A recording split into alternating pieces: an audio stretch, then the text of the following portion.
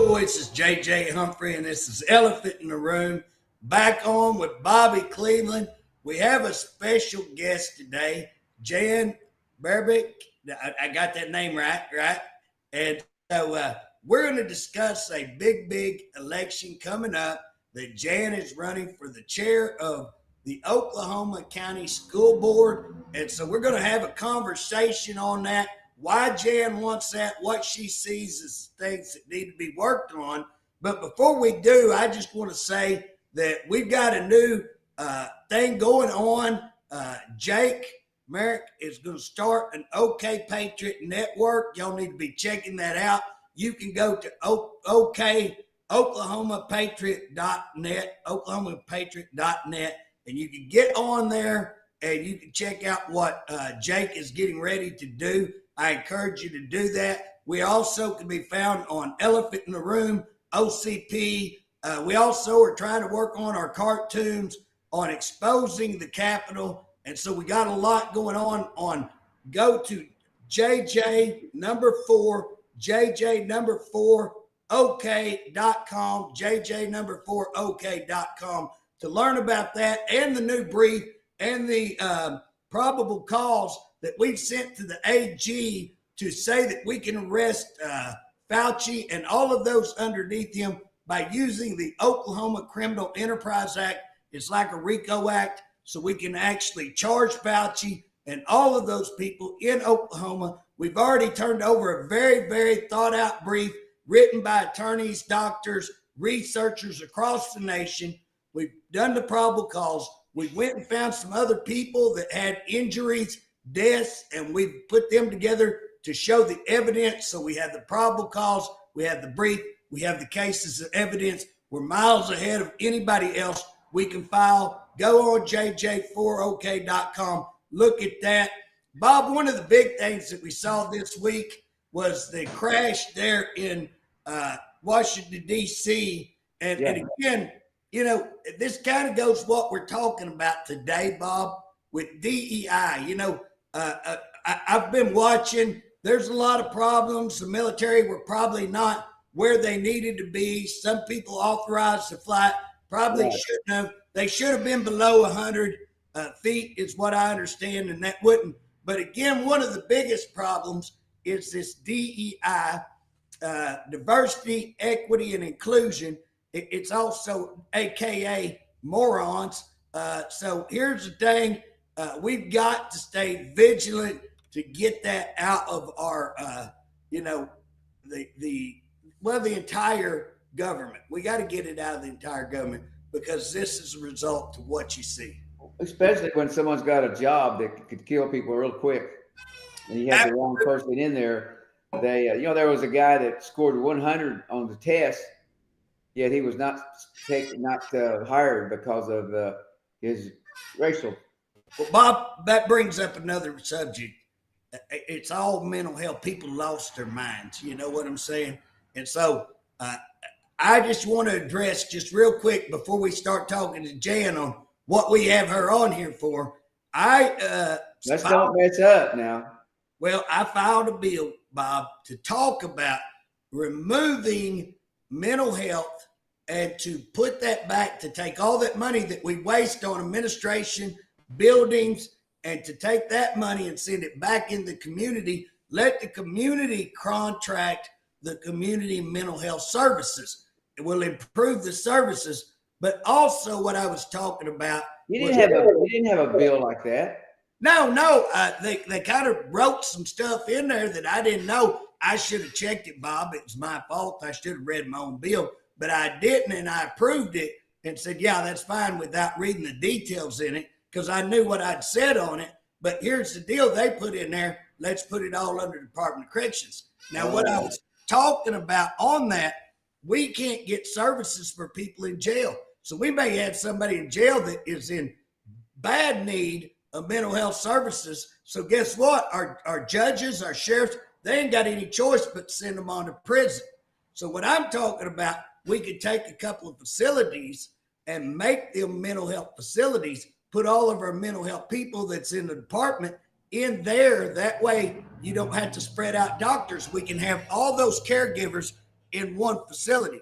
I didn't put the details in that, so people lost their mind. But Well, again, that got a lot of press, a lot of conversation. no, but here's the deal. I just want to tell all our listeners, all you mental health warriors, I love you. I love you. I'm glad that y'all been hiding for a while. Now you come out to attack poor old JJ, but don't leave, because I want you to stick around and fight the real fight. It's time that we get up. Now that you're involved in the fight, let's go after the Capitol to say we're sick of the mental health system that we got, and we've got to correct it. Now, I'm not saying I've got all the choices. We need everybody's input, and we need to have a good system. But we're dysfunctional. The one thing everybody's writing me, they're dysfunctional, but your plan's crazy. Okay, then let's come up with a good plan. So that's what I'm going to say. With that said, Jan, it's awesome to have you on here. Tell us why that you're running for the chairman seat of the Oklahoma County School Board. I'm running for the chairman of the Oklahoma City School Board. The chairman of the Oklahoma City School Board. The school board, the chairman of the school board is elected by the voters in Oklahoma City. So the reason I'm running is because I have a solution to the problem. For years and years and years, we have been sitting around complaining about the quality of education in the Oklahoma City public schools. We hear we need outcomes, we need better outcomes, we need efficiency rates in our schools. I've heard that since I was in graduate school. And now I have a solution to the problem. I am the only person running for this position that has a solution to a problem. We know what the incumbent has done. We have year after year after year of failure. Student proficiency rates have gone down. Dropouts rates have gone up. The other opponent has a good plan and a vision, but I'm the only one that has a plan. And not only do I have a plan, I have a solution to the problem. All my career, I have been working to improve schools. First, when I was a special education teacher, I worked with my learning disability students, and I developed a system, a curriculum that taught my students with learning disabilities how to study and how to learn. It ended up that my students in my class started making the honor roll. So students with learning disabilities were making the honor roll. Can I stop you right there? Sure. Do you think that you would be able to help Bob any if we kind of got special tutoring classes or anything? No doubt in my mind. And I'll give you the same guarantee I gave my parents. If I don't improve your grade point average, you don't have to pay me. If I don't improve Bob, you don't have to pay me.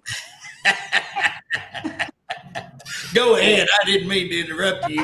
Well, I do have a question for you since we're going here. First of all, I'm going to tell you something. The people I really admire more so in teachers is the dadgum people who teach those whatever they call. I don't say the wrong word. Special education. Disabled, special needs. Special needs. I've seen them and I've seen how that works, and they work so hard and have to put up with. But here's a question I have for you. Because you're elected to the chair doesn't mean you automatically get to put in what you want. They'll be voted on, correct? Well, correct. The board oversees what is. You know, it's kind of odd. That's the only time I've heard, because when I was talking to a couple of people about you running, by the way, I endorsed her. So I've checked her out.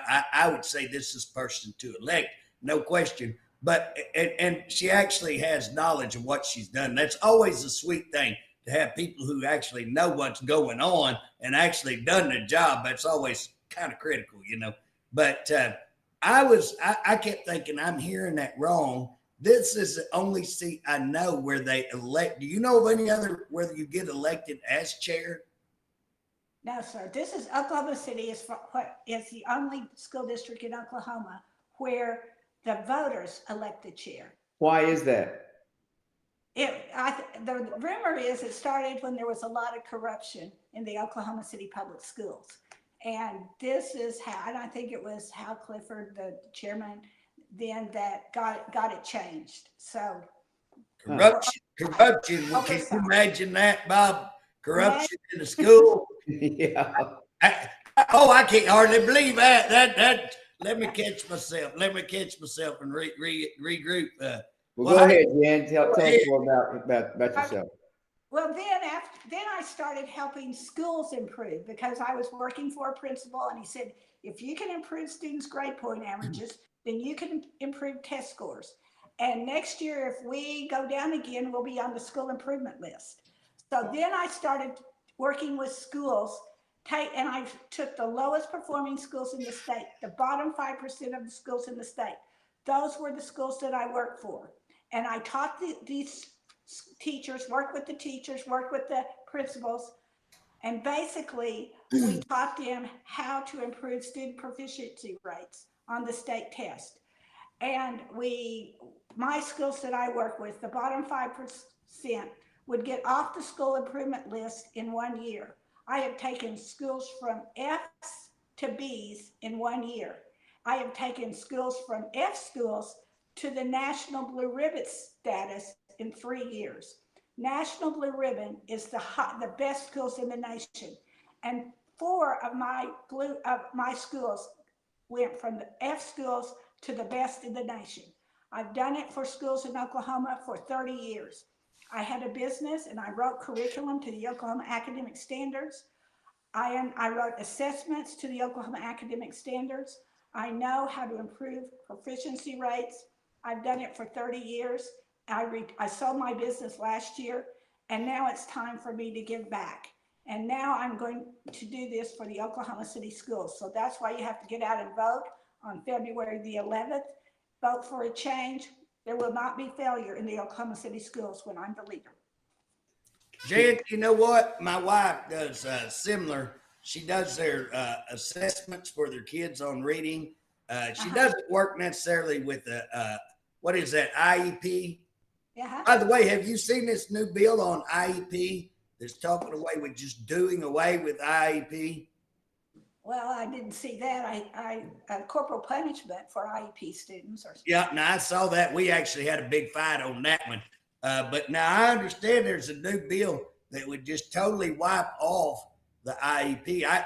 Before we go off crazy, it's kind of like one of them deals I was talking about. Before we all go screaming and setting our hair on fire, I don't have that problem, Bob. I don't worry about setting my hair on fire. But here's the thing. Let's check it out. Let's see what it says. But you do need to be aware, and we do need to go look and read that thing and see what it says. And then once you read it, if you're like me, you don't even really know what IEP stands for. You'll go talk to somebody like Jan and say, hey, what do you think about this bill? But my wife does the assessments and sees who scores below, and then she works with those to get them back on their reading levels and things like that. So she does a very similar thing as to what, and they have had a very successful school. And I think that doing that has improved, they're up there in the top percentage of the schools. And so I think it's a very, very good program to identify those kids that are being left behind. If you can't read, you can't do any of it. You can't get it. You can't. And so again, you've got to be able to read. And if you can come out of school just being able to process and read, you can make it in life. And those are some of the basic learning skills that we have to make sure. If we don't get those basic skills, then you're going to have F schools. And right now, correct me if I'm wrong, Jan, where are we at? Do you know where Oklahoma City scores? Yes. Oklahoma is ranked 49th in the nation in education. The Oklahoma City public schools are ranked at the bottom of the schools in education in Oklahoma. So the Oklahoma City schools are the worst of the worst. And we don't have to be that way. We do not have, it's not the students. The students in Oklahoma City are as smart as the students in Edmond or Deer Creek or anywhere. It's not the students. And it's not the teachers. It's what we're teaching the students. The Oklahoma City School District is spending millions and millions of to out-of-state vendors to come to Oklahoma to tell Oklahoma teachers how to improve schools. Do you think that these out-of-state vendors are coming to Oklahoma to improve schools? No, No. they're going to Well, make where them they up. come- And again, I don't blame them, Jan. I don't blame them. They're trying to make a business sell it. They It's the school. It's the school administrators. It's the poor. It's It's the about poor. accountability to the taxpayer dollar. Or is the taxpayer in Oklahoma City getting a good return on their investment?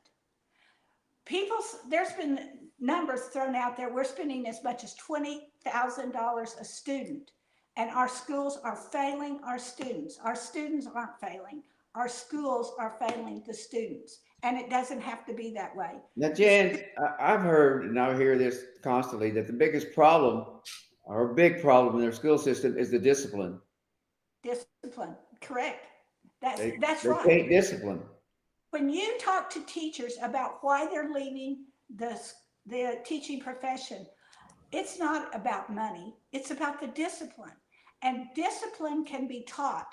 You can train teachers to have classroom management. I did it. I used to have Is students. this in your program that you've got? Yes, Try to solve the discipline problem too.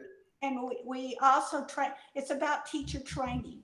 We have so many teachers in Oklahoma City Public Schools, not just Oklahoma City, all over Oklahoma, all over the nation. Teachers are leaving the profession in droves. And the main reason is because of classroom management, class discipline. Jan, and some of that though, I used to teach there. So, the drug abuse resistance education. And I was an officer, but I went in to 4 separate schools and taught there. And I can tell you, it's not just the teachers, it's the administration, it's the attitude. It starts at the top and works down.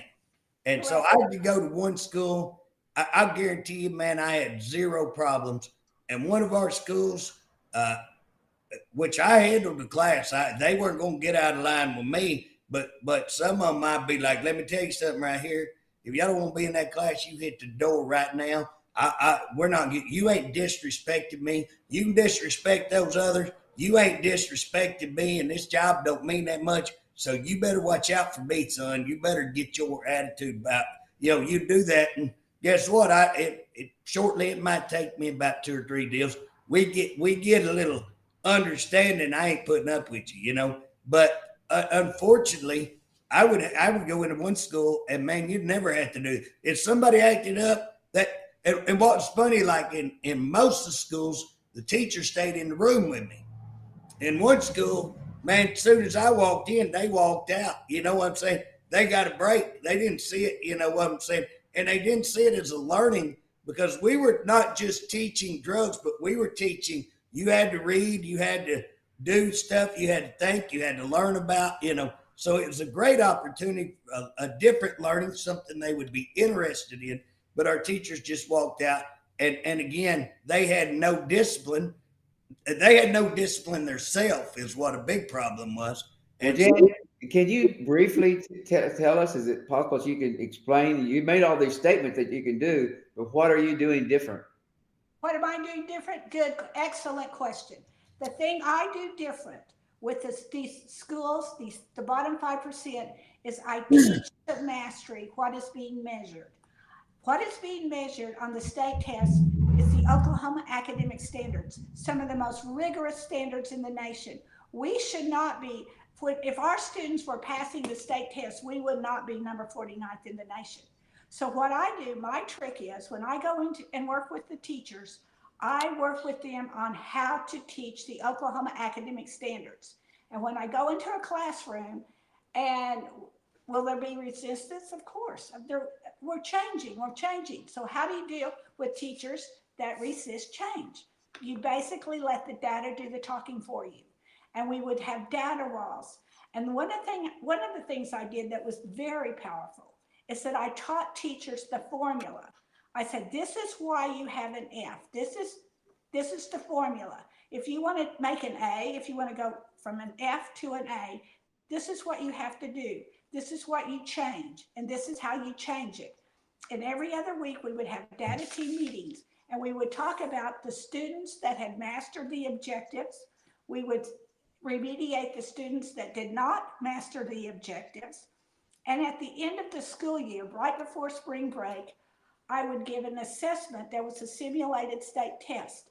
And then we would put the data, the numbers, into the formula. Each teacher would put their numbers of their class into the formula, and then we would figure out what our score would be if the students took the test that day.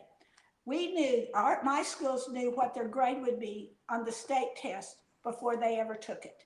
And then we would take the data and we would say, I would say, are you satisfied with a C? No, we want an A, or we want a B. Okay, this is what you have to do different.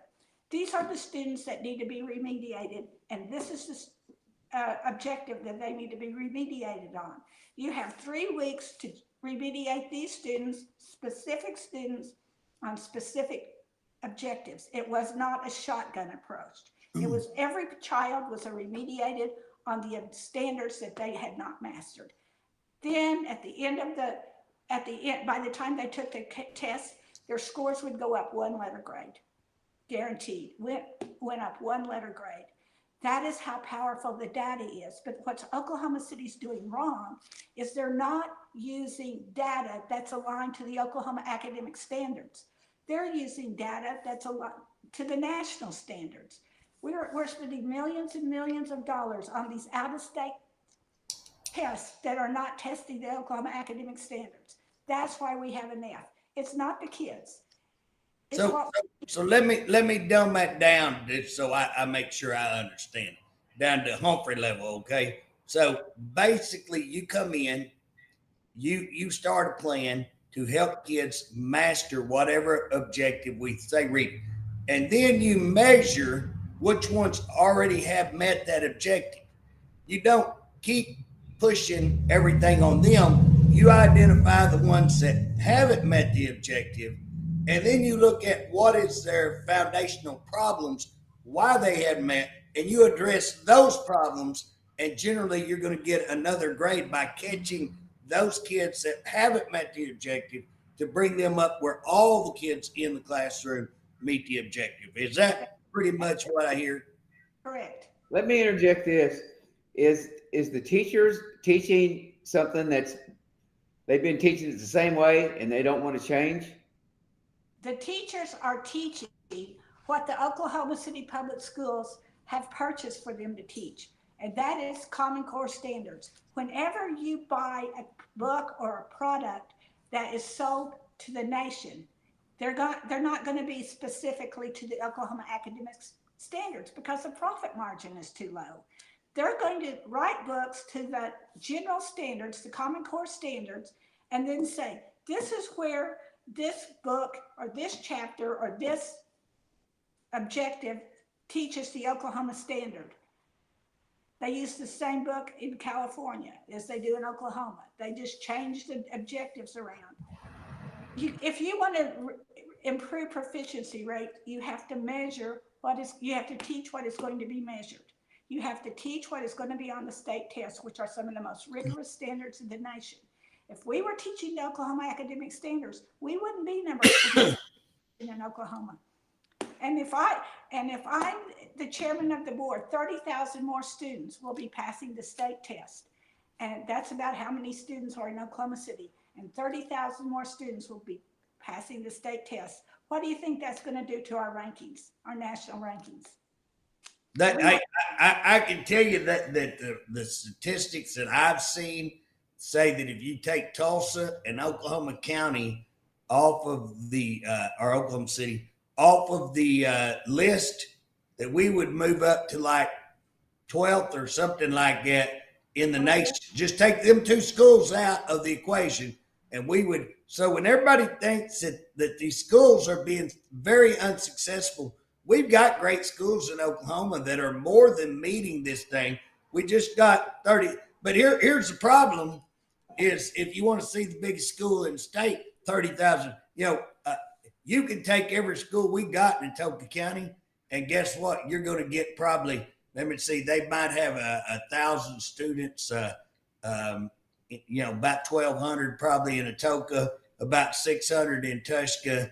You might have 3,000 students. That'd be pushing it probably, where y'all have 10 times that in one school. So again, when you make those schools smaller, we know our students, we can identify those, we can work with those, and that's what my wife's doing, is identifying those. I think they got about 200 students in their school. She only works with I want to say fourth grade down, maybe third grade down, but they're trying to catch them in early and work on just that reading, because if they can get that foundation and they can meet that objective like you're talking about, master it. That's a very good word. I like how you put that, master that, because again, when we're talking about math skills, what I see a lot of times in math skills is they don't teach the foundations of simple arithmetic, and they want to move them on to say algebra when they can't even master. I'd rather see them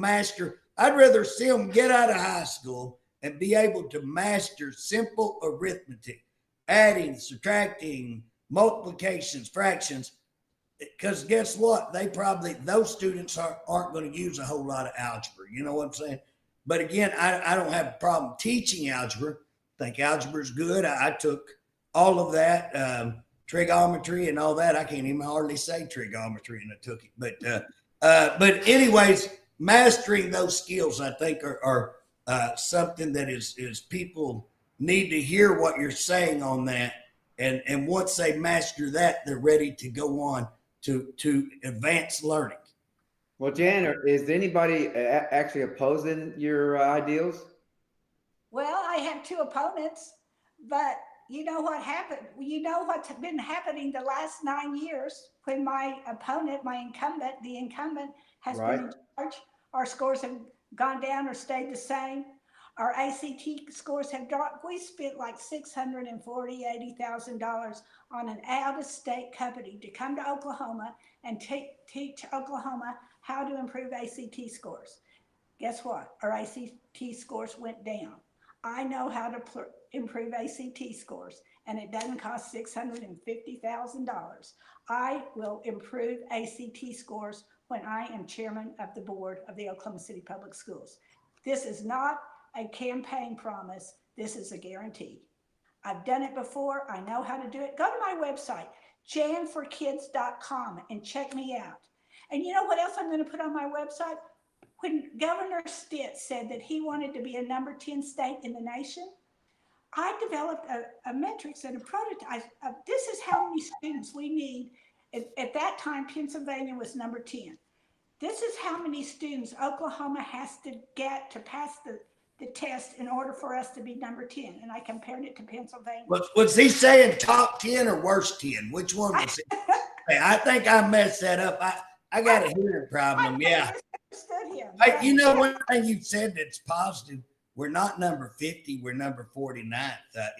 Who's worse than we are? Who's worse? Do you know? New Mexico, I think right now is worse than we Get are. out of town. I wouldn't have thought New Mexico. I would have thought it'd been like losing. Yeah, it used to be Arkansas. Now Arkansas. Yeah. Arkansas's up there now. Yeah. Yeah, them hillbillies over there, they started counting sticks and stuff, and they got good math skills now. Yeah, that's unreal. Well, what else? What do you know? I hear you throwing a lot of things in there about their money. That's kind of mind-boggling when you're talking about these tests. I think people need to understand how much money, and it's just not in this. I've been looking here lately. Me and Bob do a lot of stuff with corrections.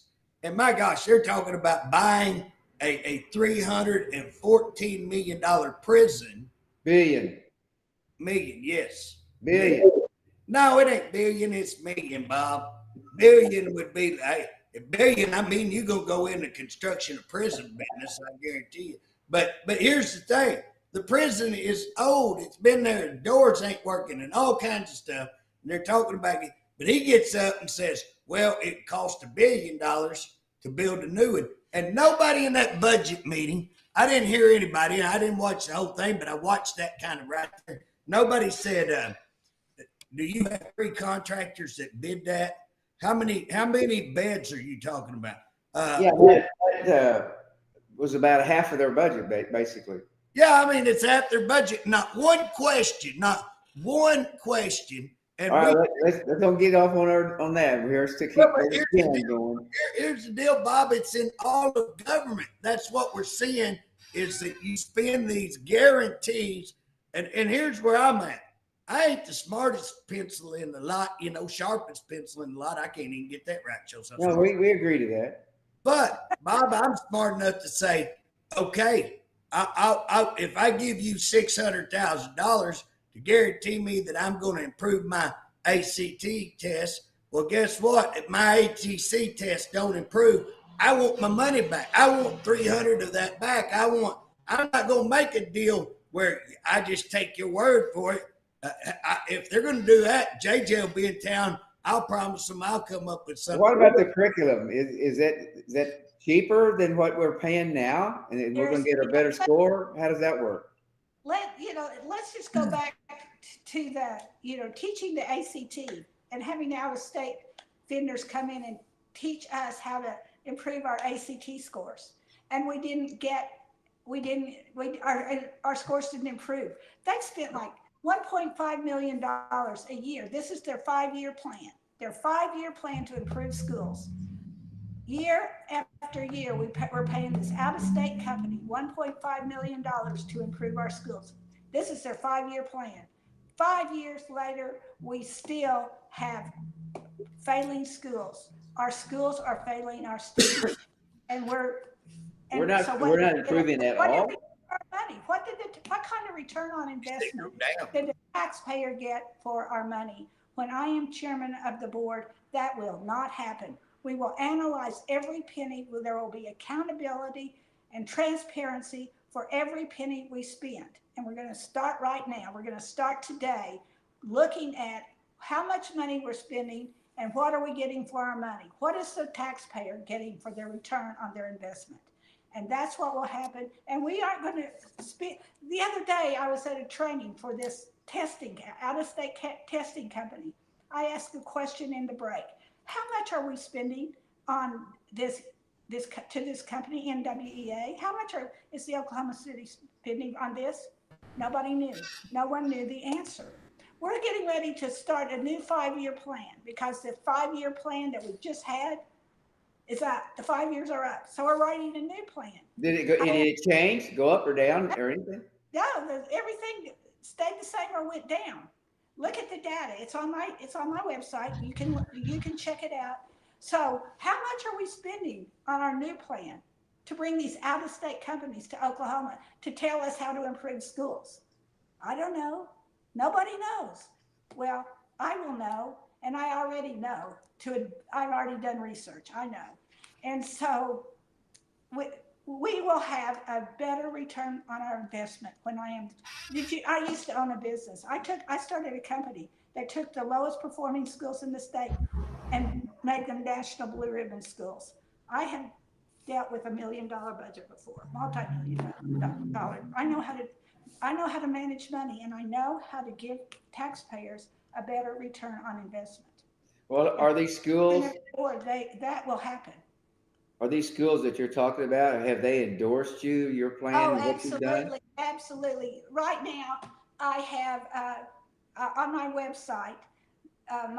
They said we need to get these principals, these superintendents, to endorse you.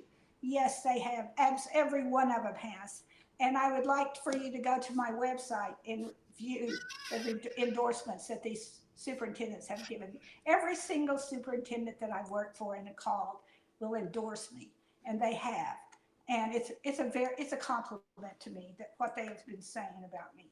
So well, yeah. It really sounds exciting work you're doing, and I can't see based on what you said and what we're doing that everybody would just fall overboard and go do it. Because what we're doing is not working.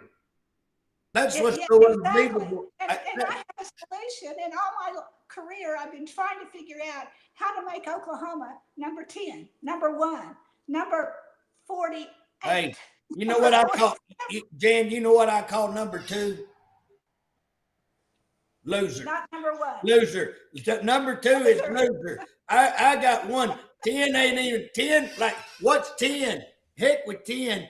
I want to be number one, numero uno is what I want to be. National Blue Ribbon Schools will be my goal in the Oklahoma City Public Schools. Absolutely. You said I you did it for the schools that I work with. The poverty rate is larger than the state poverty rate. My schools Is your job, will your job be a 5-year job or is it year to year? How is that? No, it's a 4-year. It's a 4-year job. 4 years? And this person, the incumbent, has been in there twice. She's been in there 9 years. The needle has not moved. How many people think the needle will move in a positive direction if she's elected for 4 more years? You do what you've always done. Exactly. What you always got. We think it would have been all over you. Well, Jan, it sounds like the needles moved. It moved the wrong way. It's what it sounds like. Yeah, you would think that more people would be out and having this conversation with the largest school, or I guess Tulsa may give you a run for your money, but it'd be one of the largest schools, if not the largest in the state. And we're sitting at 49th. Where would you want to invest more effort to change than in your largest school to do what you're talking about and have this conversation like we're having? And so, again, that's what when normally we're not doing school board elections. We really haven't talked too much. Although I do believe this, your local elections, school board elections, your county elections, all of those elections that are close to you, close to home, probably impact you more than anything right there in your own backyard. They're important, and we need to start getting out and really getting involved in that. People have just become apathetic. They've become complacent, and it's just like, let somebody else take care of that, and I'll go out and do my thing. No, your kids are important. Our kids are important. Your neighborhood. And how do you elevate that? When you were talking a while ago, now you're kind of hitting in my category when we start talking about poverty areas, because I worked as a probation officer, drug court administrator. Guess what? That's the neighborhoods I worked in. That's the kind of places I worked. And the way you change that is through education. When you get those kids educated, when you get those kids trained, and they can go out in the workforce and make money and come back into the area, guess what? You change your area. That's if you want to change, we ought to concentrate on family. We ought to concentrate on God. We ought to concentrate on education, in my opinion. And that's your 3-point system to change your community. Correct. Humphrey's 3-point system. Write that down, Bob. We may want to package that and sell it, Well, what else do you think? I'm going to ask you one question before you go on. I hear you saying Common Core. I've been in legislature 9 years. And right before I came up, because I've always been very active in, politics. And the year before I came up there, one of the biggest issues, a good friend of mine, Josh Burkeen, just got eat up on this issue. And he's got some backbone. That boy's got some backbone. He don't back up on too much. But Common Core, man, they tried to eat his lunch over Common Core. And we got that killed. There's not supposed to be Common Core, but everywhere I go, They changed the name of it. They changed it to national standards. And it's all about how many books a textbook company can sell. Textbook companies are not going to write textbooks to the Oklahoma academic standards because the profit margin is not big enough. But I did. When I owned my business, I owned the copyright. I wrote like 16 textbooks that were written to the Oklahoma academic standards. I know the Oklahoma academic standards. I know how to improve proficiency rate. I wrote the book on it. I own 16 copyrights on those. And I also wrote assessments to the Oklahoma academic standards. And well, Bob, I know how to write. I know how to train teachers to write and teach the Oklahoma. Are you married? Yes, I'm married. Well, how did you have time to be married and kids and do all that? You say pretty Good busy. question. I didn't get married till I was 42. And people say, do you have any kids? Yeah, I have like 2,000 kids. All those Okay. students in Oklahoma that I've turned around, that I've helped to improve their success rate, those are my students. Those are my kids. Well, Yeah, Bob, well, you I know just what? married You know what it those. sounds like? It sounds like that old Stephen Hart may have been writing some of this because he's pretty good at changing. The Department of Corrections He's director, using Common Core. he changes names like what you're talking about. So if he's got bad numbers, he changes. So if they got an escape and they got bad numbers on escape, they change it to walk away, and then they go, "How many escapes yet? We ain't had no escape." Yeah, but how many walkaways do y'all have? Oh, hundreds, hundreds. Yeah, they just changed the name. It's magical. Just Oh, wave of the pen, and we fixed all those numbers. Well, we changed lives too. That's another one he did. He just thinks that he can just make it up, put it out there, then that's what he's going to do. Yeah, yeah, but Change lives, all right. They kill people. guess what we just changed last year? We changed the cut scores. We dumbed down the cut scores. It's called grade inflation. We do not, our standards, we lowered our standards. We don't need to lower the standards in Oklahoma so more kids can pass. So we dumbed it down, dumbed down the test. We dumbed it down. We lowered the standards. We so lowered you lower the bar where even me and Bob could jump it, right? That's, well, yeah, but if you had me as a teacher, you would be passing the test. It's not rocket science. But we don't need to lower the bar. We don't need to lower the You know, standards.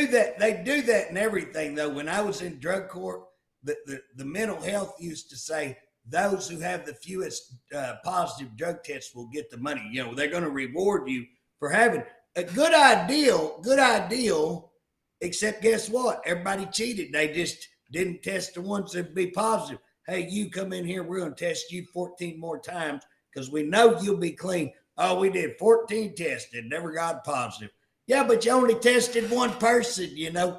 That's the kind of stuff that you've got to just, I mean, it's just so idiotic. You wouldn't think that you would have to say that, but that's what's happening. They dumb it down so that they can pass and get the money. You And know they what I talk mean? about all the more schools that have improved. Well, yeah, because you made it easier. You made the cut scores lower, so more schools would pass. Who benefits for lowering the standards? Jan, how does the salaries come into play? Are we in the ball game in salaries for our teachers in Oklahoma, or are we Are we up or still, down?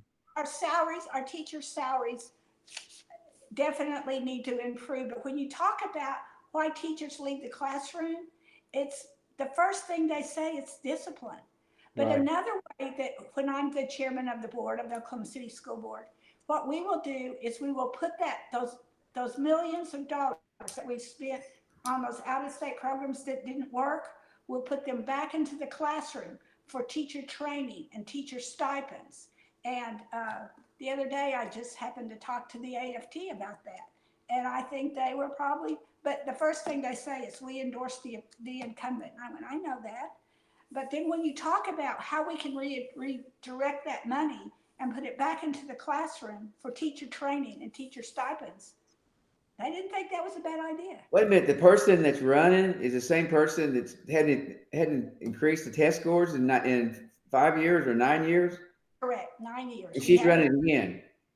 She's running again. And Wow. if you do the same thing you've always done, you're going to get the same thing you always got. It's time to put someone in that position that knows how to make a difference, that has done it. Don't take my word for it. Go look at my data, look at my numbers, look at how I've improved schools in the state of Oklahoma. No one's done that except I have. And I've spent my whole career doing it. And I can do it for the Oklahoma City Public Schools. And the voters just have to go out on February the 11th, go to the polls and vote for Jan Barrick, February the 11th. Give me the job. If you give me the job, you will get a good return on your investment. We will not be at the bottom of the bottom. Well, let me ask you another question. Are your attendance? Here's where I'm at. A lot of times when you're saying that you're taking care of some of the lower income type families. A lot of times, those families do not encourage their children, or a lot of times, man, their children just can't get there. They're not getting up in time, not being fed. All of these kind of issues. Do you have any ideas on what you could? I mean, is that a problem here, or yes, it's a problem all over. Attendance absenteeism is a huge problem. And the way you solve the absentee problem, not just in Oklahoma, but all over the state of Oklahoma, the absentee problem is not solved at the Board of Education. The absentee problem is solved in the classroom. You solve the absentee problem in the classroom, one classroom at a time. You train the teachers on how to encourage students to come to school. It's called positive reinforcements. It's how you change behavior. When teachers start learning how to get their students to attend school, then the absentee rate will definitely, we won't have as many students. When teachers learn how to get their students to want to come to school. How do you get students to want to come to school? How do you get students to set their own alarm so that they won't be late to school? That's what happens when you train teachers correctly. And I can train teachers to teach their students how to want to come to school.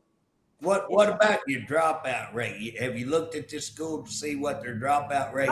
Their dropout rate has increased dramatically. Their ACT scores have gone down dramatically. Absenteeism is off the roof, out of sight. Everything. COVID did set us back. I mean, I'm going to say that, but we have to recover. It's time to recover, and we're not. We need to. Well, I think that can be said.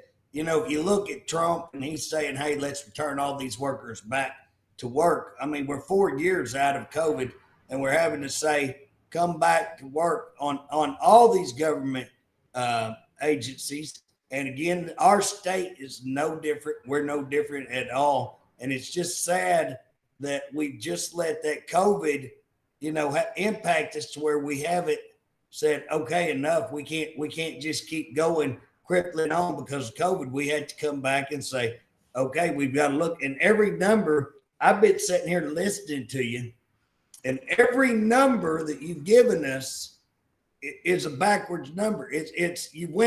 You're going the wrong way. And again, if that's what's been happening if you've had the same people in charge for the last 9 years and you're going the wrong way, you ain't got to be too damn smart to go, "That ain't no good." Excuse French. Bob, I'm sorry. But you know what I'm saying? You need a difference. Like you said, keep doing the same thing, you're going to get the same result. It's time for a change. That's one of the reasons I've endorsed you. I normally don't get involved in school board elections. I've looked at this, just not as in detail. I'm glad I found it just, man, this has been interesting hearing just your background, what you can do. And again, here's what I'm going to tell listeners, why are we not going out and finding people like Jan at every school level and sticking? Because there's other people that have this kind of knowledge, this kind of training. And again, when you go out and you start looking for it, if you have a business, you don't go out looking for a moron. You go out looking for somebody who's got a past record. When you go to the track and you bet on the horse that wins all the time. If you bet on the loser, that's called the long shot. You don't hardly ever win on the long shot. Long shots don't come through very often. You bet on the winner. And again, you're more likely to win by looking at somebody who's won all the time. And so, it doesn't seem like brain surgery here. What we're talking about, that people ought to be smart enough to get out. If you're listening to this, you're in that area where you can vote. Don't just go vote. Go get your 20 friends, your family, everybody your church, your organizations. get off the couch, get involved, make sure she gets elected so we can change our, not just this city, but we can change our whole state and we can look at a better outcome. And again, I'm just excited. I hope you win. I think you got a great chance. Is there anything we're getting down? Bob, I always know it's pretty good when we look up and before you even know it, an hour is gone and we're not even, it just seems like we just started talking. But is there anything you'd like to kind of close on so that the people know who you are and what you want to, when's the election, first of all, before we do that? February the 11th. Not very long. Right around the corner, folks. Right around the corner. And I would just like to thank you, JJ, for inviting me to be on. And I appreciate your endorsement and I appreciate your support. And I would just like to encourage all the people out there that can vote to go out and vote on the 11th and bring your friends and your neighbors and your students that can vote and vote for Jan Barrick for chairman of the Oklahoma City Public Schools. And I will improve the Oklahoma City Public Schools. That is not a campaign promise. That's a guarantee. Thank you, JJ. Guys, you bet you've heard it right here. Again, we want to talk to you a little bit before we get off the air about the Oklahoma Patriot Network. Again, you can go to oklahomapatriot.net, oklahomapatriot.net. That's Jake Merritt. Get involved in what he's doing. We're changing Oklahoma. Join me again. We're going after the Department of Corrections. I jokingly named it the Department of Corruption, but you know what? I did that to draw attention. There are some corrupt things that should be called out. Nobody wants to talk about them in these departments. Come and join us. Watch what we're doing with DHS. JJ, before you quit here, I had a call today just before we went on the air, and this guy was telling me, he said, everybody at the prisons calls it that. It's not. This is not some word you made up. They use that language. He said every single correctional officer, every employee calls it Department of Corruption. Bob, I was hoping that I would get credit for coming up with that. Now you've told me. No, you do. You don't get credit for that, JJ. They had called that for a little while. Drop my pen. We've been hearing that for quite some time, but I've been involved in it for 35 years. I've never seen the level of corruption that I have seen now in DOC, in DHS, in all of these other agencies. And again, it's what we're talking about today, these contracts, out-of-state contracts, out-of-country contracts. We're not supposed to be dealing with them. How in the world are we doing that and doing these contracts and not doing bidding and not telling anybody what it is? It's time to hold people accountable. It's time to put people in offices that will speak straight, will give you guarantees like this, that, hey, we're going to change it. We're not maybe going to change it. We've done it. We've done it in the past. I know what I'm talking about. I know how to do it. Start hiring people like that. Instead of people to run agencies, we're going to be top top 10 in corrections. Guess what? We hire a guy who don't even know what the world, he can't even say corrections. He says corruption every time he says corrections, So the thing about it is, your DHS director, what experience does he have? That'd be none. You know what I'm saying? Where are these people coming from? And they're coming from the clubs that we all go to. We're all great friends in these all hoo-hoos club. And guess what? Our country is going to hell. And our state is no different. And so Trump is fighting the swamp in Washington. We're fighting the swamp right here. And guess what? The swamp is swampy. It's deep. And right here in Oklahoma. And again, education always at the forefront. Oklahoma City, always one of those in that heated discussion. It's time to change the script. It's time to change it. Jan is the answer, I believe, to change it. And that's why I'm endorsing her. I hope that you will get out and endorse her as well. We got a few days to make sure that she wins this thing. wins it big, sends a message out. So I hope you will join us in backing Jan and changing our Oklahoma education for the better and moving forward. Bob, you want to end it? Thank you so much for joining us. Thank you. Absolutely. Y'all have a blessed day.